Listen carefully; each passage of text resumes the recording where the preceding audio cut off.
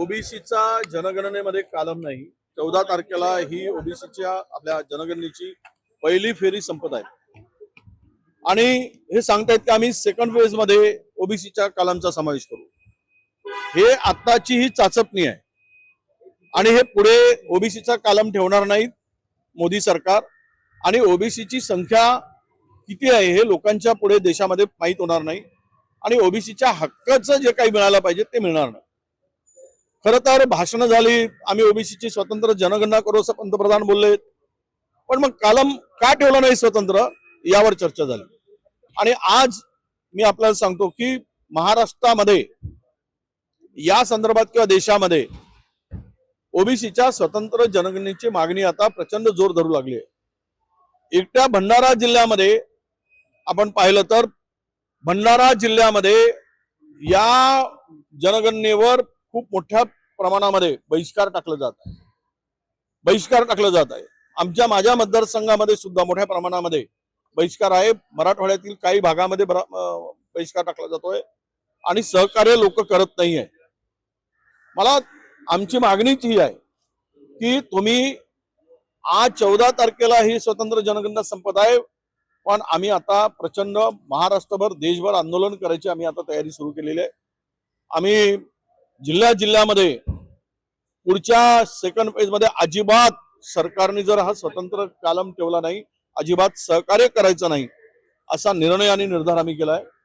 या संदर्भात 20 तारखेला नागपुरात महाराष्ट्रव्यापी ओबीसीची बैठक आम्ही आयोजित केलेली आहे आणि यामध्ये जो निर्णय आम्ही सगळे मिळून करू, महाराष्ट्रातील सगळे ओबीसी नेते मिळून, आणि मग या सरकारला दाखवू की तुम्ही ओबीसीचे मत घेताय।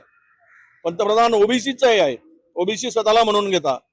आमच्या राज्याचे मुख्यमंत्री म्हणतात की माझा डीएनए ओबीसी आहे, मग तुम्ही आमच्या पक्षाचा डीएनए ओबीसी आहे असं मुख्यमंत्री म्हणाले। मग तुम्ही ओबीसीची स्वतंत्र जनगणना का करत नाही, तो स्वतंत्र कालम का ठेवत नाही, याचं उत्तर या सरकारला द्यावं लागेल। आणि हे आंदोलन सरकारला झेपणार नाही, अशा प्रकारचं प्रचंड मोठं आंदोलन महाराष्ट्रामध्ये हे सुरू होईल। आम्ही दिल्लीतही बैठक घ्यायचं ठरतोय आणि इतर ठिकाणी या बैठका आम्ही घ्यायचं ठरतोय। मोदी सरकारला आमचा निर्वाणीचा इशारा आहे की तुम्ही बोलल्याप्रमाणे ओबीसीचं स्वतंत्र कालम ठेवून ओबीसीची जनगणना करावी। हे आमच्याशी जो तुम्ही बेईमानी केली, आमच्याशी जो आमचा विश्वासघात केला, हे याचा उत्तर या सरकारला द्यावं लागेल। का नाही असं वाटतं तुम्हाला? का नसावं नाही, का असावं वाटतं हे विचारा तुम्ही। का नसावं आता मी काय बोलू?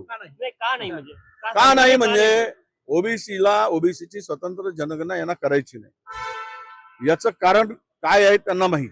पण आमची भूमिका ही आहे, सरकारला भीती वाटत असेल की ओबीसीची संख्या पुढे आली तेवढं द्यावं लागेल।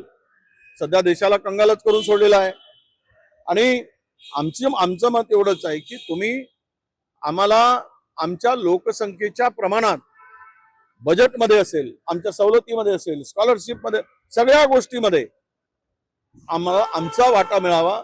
त्यासाठी जिसकी जितनी संख्या भारी उसकी उतनी हिस्सेदारी, भागीदारी, हे आमचं भूमिका, हेच आमची भूमिका। या भूमिकेसाठी आम्हाला जनगणना करून घ्यायची। मोदींच्या कार्यकाळाला जनगणनेत सहकार्य केलं नाही तर प्रशासन त्यांच्यावर गुन्हे दाखल करण्याची अजिबात करू शकत नाही। आम्ही कशाला सरकारच्या बापाचे काय बांधले हो काय? आम्ही बहिष्कार घालतो आहोत, आम्हाला नाही द्या, आमचा कालम ठेवा, आम्ही सहकार्य करायला तयार आहोत।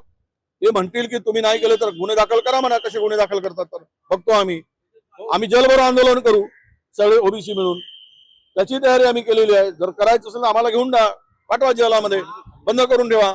आमच्या हक्काचं देण्याची तुमची नियत नसेल आणि जर गुन्हे दाखल करायची तुमची भूमिका असेल तर आम्ही जेलामध्ये सुद्धा जाण्यासाठी आमची तयारी राहील। मोदीला 12 वर्ष पूर्ण झालेली आहे। नेहरूंच्या कार्यकाळाची बरोबर